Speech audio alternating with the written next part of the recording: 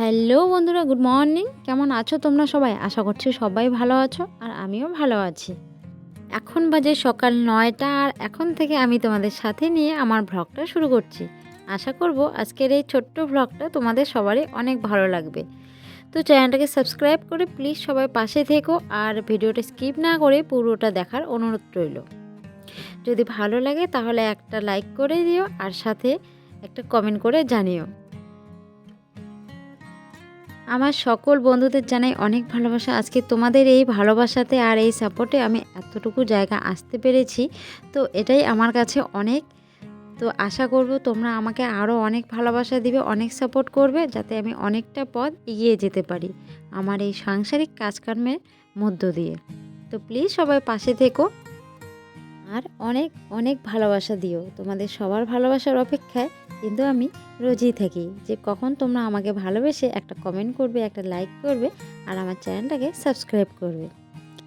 সকাল সকাল স্নান সেরে প্রতিদিনের যা বাসি কাজকর্ম সেগুলো কিন্তু আমি কমপ্লিট করে পুজো দিয়ে আজকে কিন্তু রান্নাবান্না কমপ্লিট করেছি। তো ভাবলাম এত সকালবেলা কি খাবো, সবাই তো ভাতও খাইতে চাইবে না, তো রান্না করলে পরে আবার ঠান্ডা হয়ে যাবে, যেহেতু বর আজকে বাড়িতেই থাকছে। তাই ভাবলাম না, রান্নাটা পরেই বসাই। তো এখন একটা কিছু করা যাক যাতে পেটটা সবারই একটু ভরে যায়। তো সবজি খিচুড়ি বানালাম, সবজি দিয়ে খিচুড়ি করলাম প্রেশার কুকারে। তো মামামেরও হয়ে গেল আর আমাদেরও একটু করে জলখাবার হয়ে গেল। তারপরে আসলাম নিজের রুমটাকে খুব ভালোভাবে ক্লিন করে নিতে। তো আমি বিছানাটা দেখো, প্রতিদিন কিন্তু আমি বিছানা এভাবেই গুছিয়ে রাখি। তো আর কয়েকদিন গেলে কিন্তু ব্ল্যাঙ্কেটেরও কাজ শেষ, যেহেতু গরম চলে আসছে। আর তো কয়েকদিন পরে ফ্যানের দরকার হবে আর একটা কাঁথা। তো আমি বিছানাটাকে সুন্দরভাবে সবার ফার্স্ট গুছিয়ে নিলাম। তারপরে ভাবলাম যে খাটের যে সাইডগুলো আছে সেগুলো তো হালকা হালকা ধুলো জমেছে, তো আমি এখনই ক্লিন করে নিই। বেশি যখন ধুলো জমবে তখন কিন্তু ক্লিন করতে অনেকটাই পরিশ্রম হবে। তো যে কোনো জিনিস অল্পতেই ক্লিন করলে না খুব সহজে আর খুব তাড়াতাড়ি ক্লিন হয়ে যায় আর সময়ও আমাদের অনেকটা কম লাগে। তাতে কী হয় বলো তো, আমরা অনেকটা সময় পেয়ে যাই অন্য কোনো কাজে লাগানোর জন্য। তো তারপরে দেখো আলনাটার কী অবস্থা হয়ে আছে, ভাবলাম আলনাটাও গুছিয়ে নেই সাথে। আর ঘর গুছানো মানেই তো বিছানা, আলনা আর ঘরের প্রতিটা জিনিস সুন্দর করে সাজিয়ে রাখা কোণা কোণা। আর শীতের সময় না মনে হয় ধুলোবালি অনেকটাই কম থাকে। যেই শীত চলে গেল, ওয়েদারটা চেঞ্জ হচ্ছে, মানে গরম চলে আসছে, ধুলোবালিটা মনে হয় অতিরিক্ত হয়ে যাচ্ছে। গরমের দিন ধুলোবালিটা একটু বেশিই হয় রাস্তাঘাটে। আর ঘরে যদি জ্বালানা না খুলে রাখি তাহলে ঘরটা অন্ধকার হয়ে থাকবে আর ইঁদুরে বেশি করে মজা হবে জামা কাপড় কাটার। তাই কিন্তু আমি সেই সকালে উঠে জানালা খুলে দিই আর একদম সন্ধ্যার সময় জানালা বন্ধ করে দিই। তো সারা দিন তো রাস্তার যত ধুলোবালি আছে সেগুলো ঢুকে যায় ঘরের ভিতরে। আর খাট বলো, ড্রেসিং বলো, শোকেস বলো, আলনা বলো, সব নোংরা হয়ে থাকে। তাই কিন্তু আমি প্রতিদিন এইভাবে ঝেড়ে ঝেড়ে জামা কাপড়গুলো গুছিয়ে রাখি। আর যতক্ষণ না জামা কাপড় গুছিয়ে রাখছি না ততক্ষণ ঘরটা যেন খুব এলোমেলো হয়ে থাকে আর একটা অশান্তি অশান্তি ফিল করি। তো দেখো আলনাটা গুছিয়ে রাখার পরে কিন্তু খুব সুন্দর লাগছে। আর গুছিয়ে রাখার পরে যখন দেখি না, সত্যি নিজের মনটাতেও অনেক শান্তি লাগে যে বাহ কত সুন্দর লাগছে। তোমরা কি বলবে জানি না, আমি নিজের কাজকে নিজেই কিন্তু বলছি খুব সুন্দর লাগছে গুছিয়ে রাখার পরে। সে ভাঙা ঘরে হোক আর যাই ঘরে হোক, গুছিয়ে রাখলে ঘরের সৌন্দর্যটা একটু অন্যরকম চলে আসে।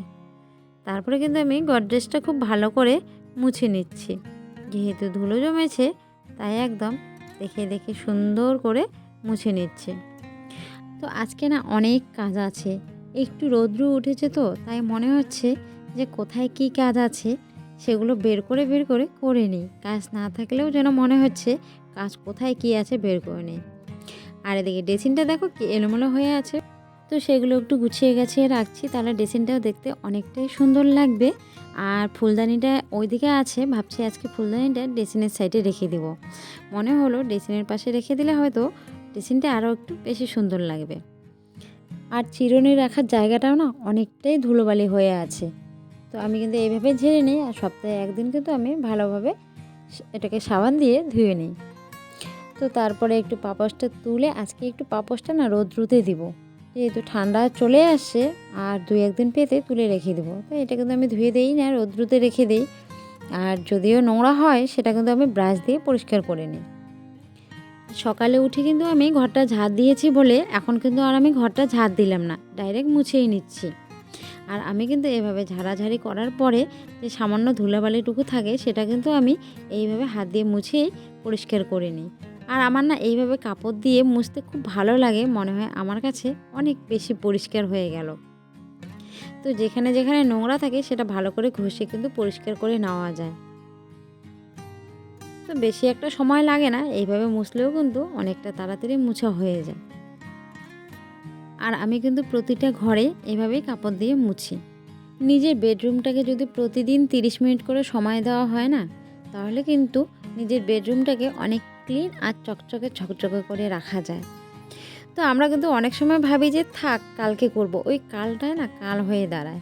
আর সাথ সাথ পরিষ্কার করলে ঘরটা অনেক সুন্দর লাগে, আর যে কেউ আসলে বলবে না ঘরটা খুব সাজানো গোছানো আর খুব সুন্দর লাগছে, যতই সে ভাঙা ঘর হোক আর যাই ঘর হোক। তো মামামের কিছু জামা আজকেও ধুয়ে দিয়েছিলাম, তো সেগুলো হালকা হালকা শুকিয়েছে আর হালকা ভেজা আছে।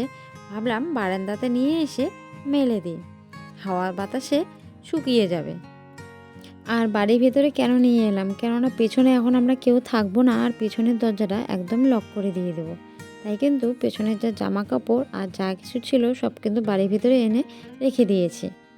আর হঠাৎ করে এত হাওয়া বইছিল, উঠানটার অবস্থা কী, উঠানটা দেখে তো আমার মাথা উল্টো দিকে ঘুরছে। তো তবুও করার কিছু নেই, উঠোনটা দেখো কত পাতা পড়ে একদম কী অবস্থা হয়ে গেছে। ভেতরে উঠোনটাতে এরকম দেখছো, বাইরের উঠোনটা দেখলে তো কি বলবে, আরও বেশি পাতা পড়ে নোংরা হয়ে আছে। তো এই ঝাড়ুটা কিন্তু সেদিন মা নতুন বাঁধছিল, তোমরা কিন্তু দেখেছিলে, আমি শেয়ার করেছিলাম তোমাদের সাথে যে কীভাবে মা ঝাড়ুটা বাঁধছে। তো এই ঝাড়ুটা দিয়ে কয়েকদিন ধরে ঝাড় দেওয়া হচ্ছে, আর দাঁড়িয়ে দাঁড়িয়ে ঝাড় দিতে বেশ ভালো লাগে, কোমরের ব্যথা হয় না। তো যাই হোক, আর অনেক নোংরাও খুব তাড়াতাড়ি চলে যায়। সাথে বারান্দাগুলো দেখো একদম শ্যাওড়া পড়ে নীল নীল হয়ে আছে। তো ভাবছি আজকে একটু এই বারান্দাগুলো ভালোভাবে মুছিয়ে নেব, কয়েকদিন ধরে মোছা হচ্ছে না। আর কাঁচা বারান্দা না সবসময় একদম মুছতে ইচ্ছা করে না, স্নানের পরে তো না, তবুও তো বাড়ির ভেতরে একটা জিনিস, সেটাকে তো পরিষ্কার করে রাখার দায়িত্ব আমারই না। তাই মাটি ভিজিয়ে রেখেছি, সেটা দিয়ে খুব ভালো করে মুছবো। তো দেখো একদম খাটিয়ের ভেতরটা অবধি নীল নীল হয়ে আছে, যদিও বৃষ্টি নাই তবে বেশ কয়েকদিন হলো মোছা হচ্ছে না। তো ভাবলাম না আজকে একদম ভালো করে ঢুকে মুছিয়ে নেব। তো দেখো আমি কিন্তু একদম খাটিয়ার ভেতরে শুয়ে পড়েছি। তো খাটিয়াটা এখন কে মানে কার সাথে সরাবো, তো মা তো শুয়েছে মেয়েকে নিয়ে, মেয়ে ঘুমাচ্ছে, আর একা একা তো সরানো সম্ভব না।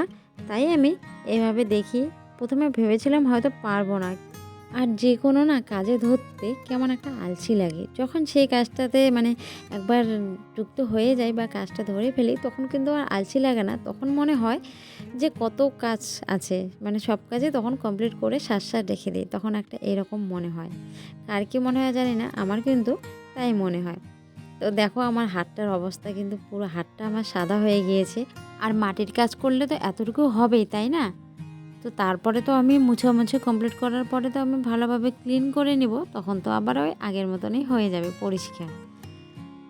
তো দেখো একটু বেশি করে মাটি গুলিয়ে নিলে কিন্তু মোছাটা খুব সুন্দর হয়। আর একটু ভালো করে ডলে নিচ্ছি, তাহলে কি হবে বলো তো, তাহলে যে নীল নীল ভাবটা আছে সেটা কিন্তু থাকবে না। আর দেখো আগের থেকে কিন্তু অনেক ভালো মোছা শিখে গেছি, তাই না বলো? আগে কিন্তু আমি এইভাবে টান টান করে মুছতাম না, তোমরা নিশ্চয়ই দেখেছিলে। তো খাটিয়ার ভেতরে যেভাবে মুছেছিলাম, মানে এখন মুছেছি সেভাবেই কিন্তু আগে আমি মুছতাম। তো আজকে ভাবলাম না আজকে একটু অন্যভাবে মুছে ট্রাই করে দেখি তো পারে কি না।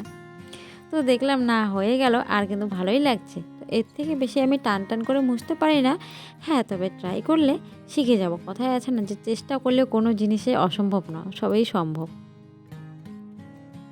আর কাজের ফাঁকে কিন্তু আমি কখন রান্নাটাও সেরে এসেছি। তো সেটা তোমাদের সাথে আর শেয়ার করা হলো না, ভিডিওটা অনেক বড় হয়ে যাবে, আর এত বড় ভিডিও দেখতে তোমাদের ভালো লাগবে না। তো আমি কিন্তু আমার রুমের কাজ কমপ্লিট করে এসে কিন্তু আমি রান্না উঠিয়েছি, আর রান্না কমপ্লিট করে রাখার পরেই কিন্তু আমি এই যে মুছামুছির কাজটাতে ধরেছি। কেননা এই কাজটা করার পরে যদি আমি রান্নাতে যাই, তাহলে আমার রান্নাবান্না অনেকটাই লেট হয়ে যাবে, আর তখন সবারই খুব খিদে পেয়ে যাবে, খেতে খেতেও অনেকটাই দেরি হয়ে যাবে। যেহেতু মাম্মাম আছে, মাম্মামেরও খিদে পেয়ে যাবে, তাই তাকে তো সময় মতন খাওয়াতে হবে, তাই না? আর আমি কিন্তু মাম্মামকে টাইম টু টাইম খাওয়াই। আর মামামের এমন অভ্যাস হয়ে গেছে না, যে সময় পার হয়ে গেলে ও আমার কাছে খাওয়া চাওয়া শুরু করে দেয়।